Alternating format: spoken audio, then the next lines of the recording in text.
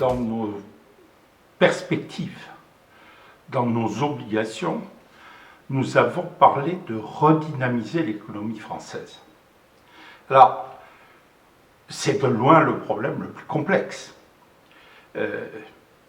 Dans les présentations précédentes, on a bien dit que pour nous, il ne fallait pas chercher à tout changer en France. Une multitude de choses fonctionnent parfaitement bien. Sauf une, au moins, le chômage. Alors, il faut bien comprendre quels sont les grands chiffres qui régissent la population française. Nous avons 66 millions d'habitants, 66 millions 300 000, dom-tom inclus. Nous avons 29 millions de personnes qui sont en mesure de travailler, c'est-à-dire des gens entre 16 et 64 ans. Mais il n'y a que 26 millions de places disponibles dans l'économie au 31 août 2015. Donc évidemment, il y a plus de personnes qui voudraient travailler, peut-être, que de places disponibles dans l'économie. Ça nous donne, la différence n'est pas exacte entre les deux chiffres, 5 421 000 chômeurs au 31 août 2015. Parce qu'il y a des chômeurs qui n'ont pas trouvé de place et il y a aussi des gens qui ont des places précaires avec du travail partiel. 5 421 000 chômeurs, ce sont les chiffres de Pôle emploi au 31 août 2015. C'est énorme. Alors, ces 5 400 000 chômeurs, par tous les moyens possibles, les politiques jusqu'à maintenant ont essayé de résorber le chômage. Mais ils ont mis en œuvre, passez-moi le terme, des rustines. Ils ont bricolé. Parce que le fond, c'est que l'économie n'a pas réussi à redémarrer pour toutes sortes de raisons. On ne va pas en faire l'exégèse aujourd'hui. Alors, comment peut-on faire redémarrer l'économie pour que les entreprises embauchent des gens? C'est tout simple. Le commerce extérieur. Comment est notre commerce extérieur? Très très mal, merci. Nous avons théoriquement 74 milliards de déficit par an. Il n'a été que de 53,4 milliards en 2014 parce que l'euro est descendu par rapport au dollar et parce que le prix du fuel a été divisé par 2. Donc évidemment, on s'est porté un petit peu mieux.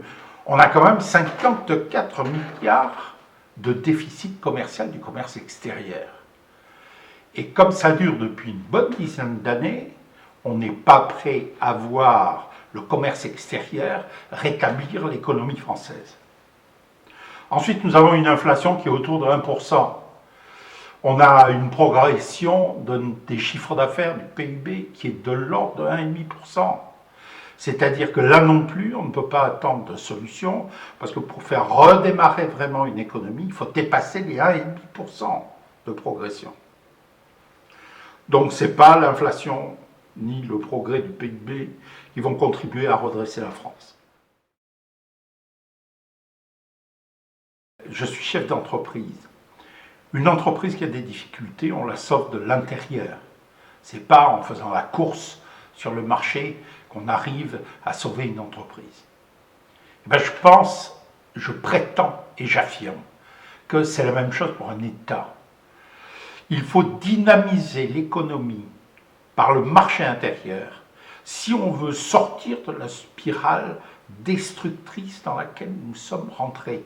Et encore une fois, ce ne sont pas les petites opérations de rustine, des emplois payés par l'État, mais ils sont payés par l'État non pas pour que les gens aient des emplois, ils sont payés par l'État pour que les gens qui ont bénéficié d'aide ne figurent pas dans les statistiques. C'est uniquement une question de statistiques. Encore une fois, on nous raconte des sottises. Donc il faut que nous sortions de cette spirale-là. Alors nous, on dit quoi? On dit faire redémarrer l'économie, ça veut dire être capable d'augmenter de 10% les salaires des employés de l'économie privée en France. 10%. Évidemment, qu'est-ce que j'ai entendu? C'est « vous n'êtes pas crédible, c'est absolument infaisable, c'est ridicule, etc. etc. » Bon, on s'y attendait, hein, pour être franc. Vous connaissez la phrase de l'écrivain célèbre qui dit la chose suivante: tout le monde savait que c'était impossible. Il y a un imbécile qui est arrivé qui ne le savait pas et il l'a réalisé. Bon, au-delà de la boutade, ce que nous disons, c'est qu'on peut très bien trouver les moyens sans dépenser plus que ce que l'on dépense aujourd'hui globalement pour pouvoir relancer l'économie. Nous avons l'ensemble des subventions de l'État, des régions, des départements, des municipalités aux entreprises qui représentent 115 milliards par an. Je dis, je vais me faire écharper pour ça, que sur ces 115 milliards, nous pouvons en prendre 70 milliards et distribuer cet argent pour augmenter les salaires de 10%. Il faut garder dans les subventions tout ce qui concerne l'export et tout ce qui concerne le crédit impôt recherche qui a été mis en place et qui est une belle réussite et l'apanage un peu de la France. Le reste, prenez tous les rapports de la Cour des comptes, prenez tous les rapports de toutes les commissions, Dieu sait s'il y en a eu, que vous allez retrouver sur Internet, sur les subventions aux entreprises. La conclusion est unanime, inutile, se recouvre, sont longues à obtenir. Les entreprises qui les ont demandées, si elles attendent cela pour se sauver, elles sont mortes avant d'avoir obtenu les subventions, etc. etc. Inutile. Donc utilisons 70 milliards et mettons-le à relancer l'économie. Ça va avoir un gros avantage. Augmenter de 10% les salaires nets des employés du privé, ça veut dire que 3 millions de chômeurs n'auront plus aucun intérêt financièrement à rester au chômage, pour autant qu'on ait un intérêt à rester au chômage, parce que les bas salaires seront 10% au-dessus des indemnités de chômage. C'est une absurdité française, mais quelqu'un qui touche un salaire relativement bas, lorsqu'il est au chômage, s'il recherche un emploi, ça lui coûte plus cher de faire cette démarche et d'obtenir un emploi que de rester au chômage bien tranquillement à manger chez lui, ne pas se déplacer, etc., etc. Autant de frais qui ne sont pas compensés par un emploi qu'il pourrait avoir au SMIC dans l'entreprise. C'est absurde. Donc il faut remédier à ça. Nous parlons du ticket consommation.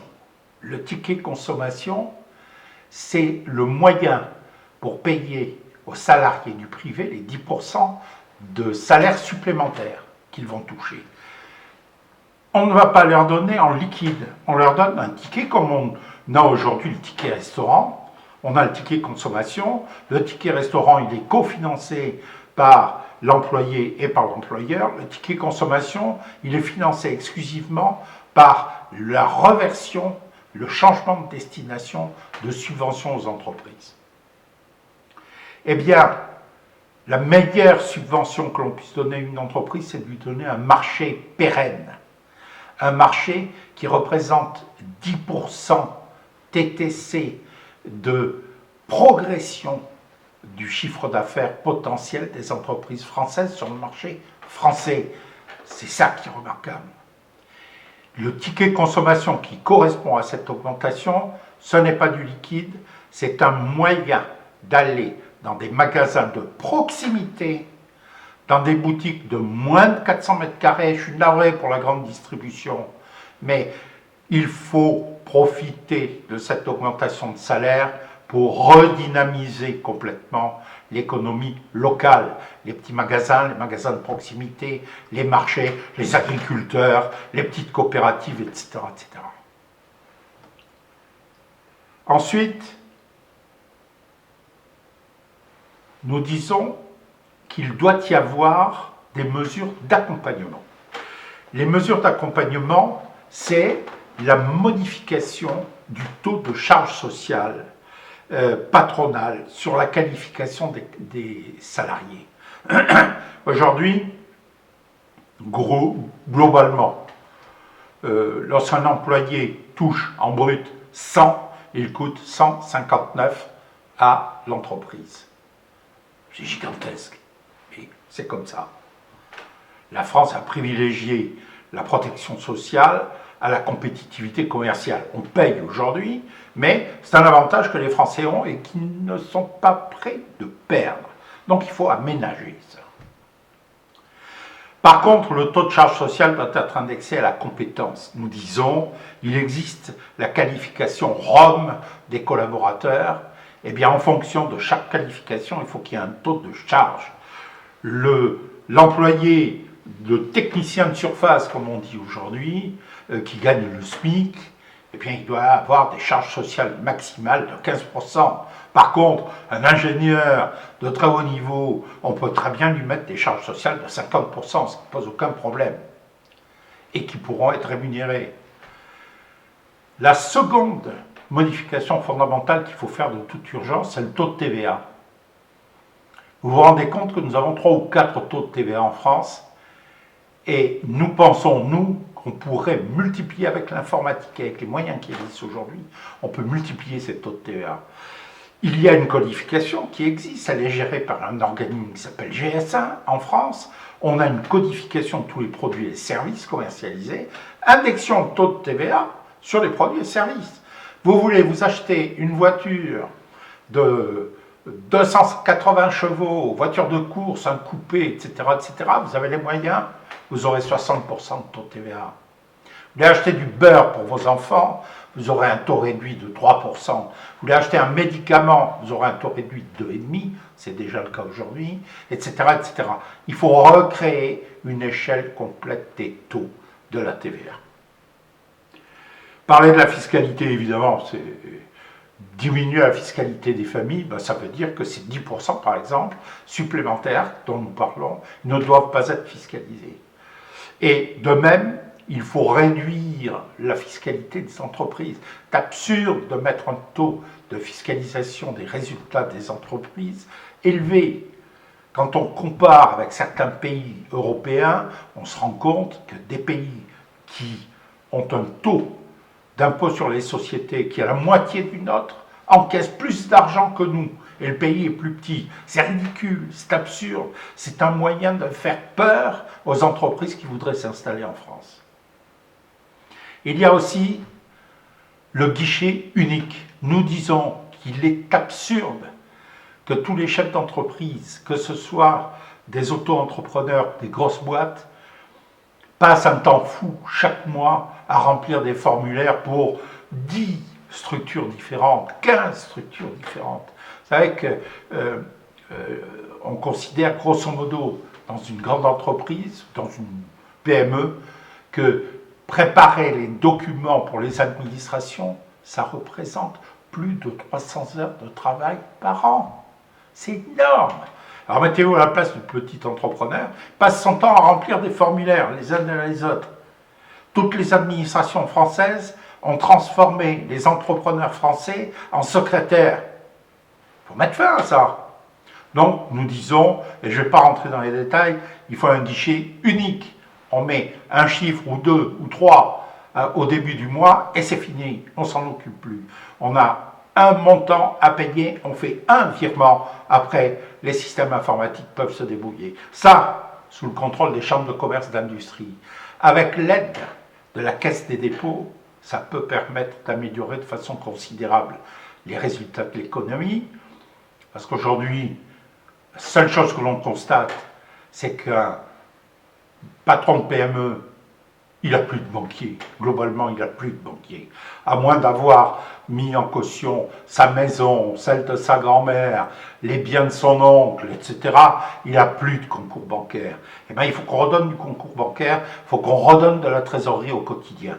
C'est un moyen, le guichet unique, qui doit permettre de réaliser tout cela. Voilà, c'est un chantier énorme qu'il faudrait commencer à étudier dès maintenant.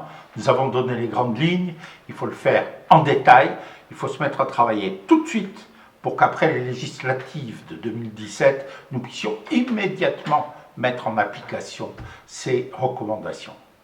Alors, je vous propose de nous suivre. Vous aurez toutes les informations, vous pouvez vous abonner aux différentes pages et moyens de communication. Merci.